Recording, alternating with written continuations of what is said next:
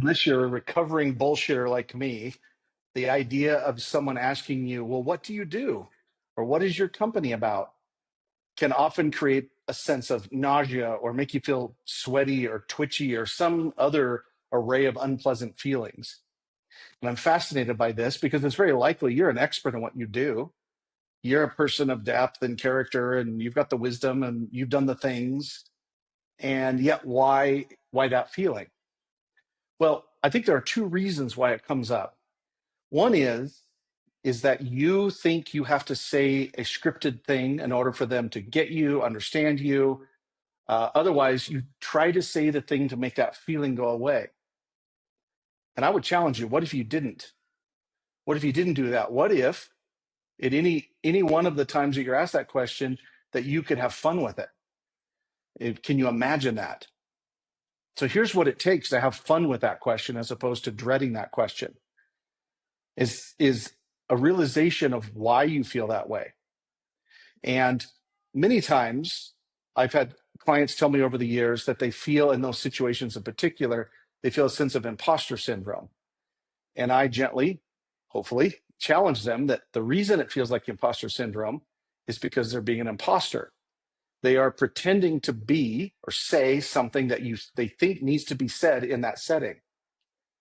So this is why I say F the script or F the elevator pitch, is because you don't need that if you're not an imposter. If you are speaking from your heart, then you don't need to have just the perfect words. So let's go into that even further.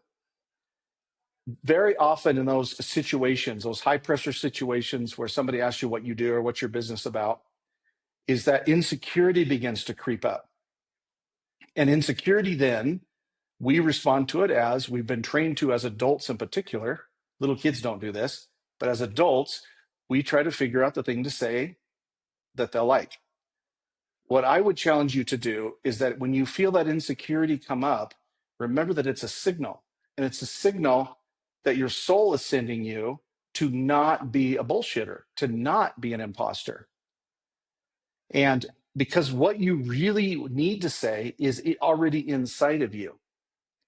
So that's why it's trying to come up with the perfect words. You could work on that for years and years and years, and maybe it'll feel good for a while, but insecurity will come back up. And I firmly and absolutely believe that there's no reason to be insecure in those situations. But the paradox here is you have to understand why you're insecure. A lot of the times it's because there's a disconnect between what you think you need to say and what you really want to say. That's one reason.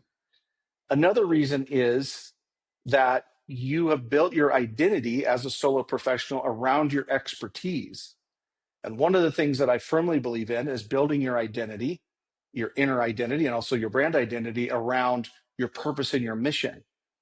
If you do that, you will always have something to say in those moments. And this is the cool part. It gets to be fun. It gets to become play.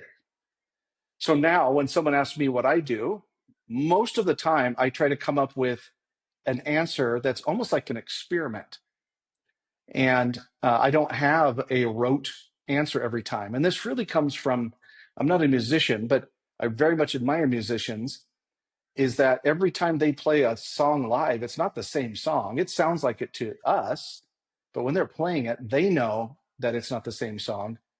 And there's an element of jazz almost to it.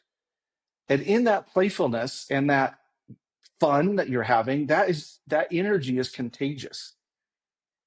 So not only will the idea of being an imposter go away and the sweaty palms and all of that stuff will go away, that's true. But what will replace it is you will leave an impression. And it's funny to me that that's what we're trying to do in the first place by trying to be perfect. So a couple of things to do when you're in that situation. Number one is practice in safe rooms, going to the edge. Say something funny, edgy, clever. See how it feels. Number two is, and this is what you've heard before from me and people like Simon Sinek, is don't start with what you do, start with why you do it. Talk about your purpose or your mission. And number three is when you don't know how to answer that question, like you're depleted, it's a high pressure situation.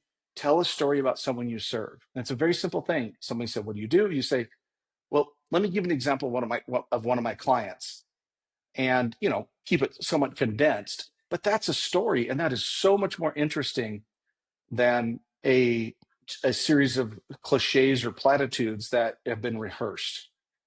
So try that the next time. This is why I say F the elevator pitch or F the script. And this is one of the key things that I teach in my upcoming cohort called F the Formula. It's 15 solo professionals, creatives, owner operators working together to learn the 5 principles of non-algo branding. So the link to that to apply is below. And if you have any questions about how to find that deeper part of you that then makes saying, "What do you do?" answering the question, "What do you do?" more fun, just reach out. Thanks.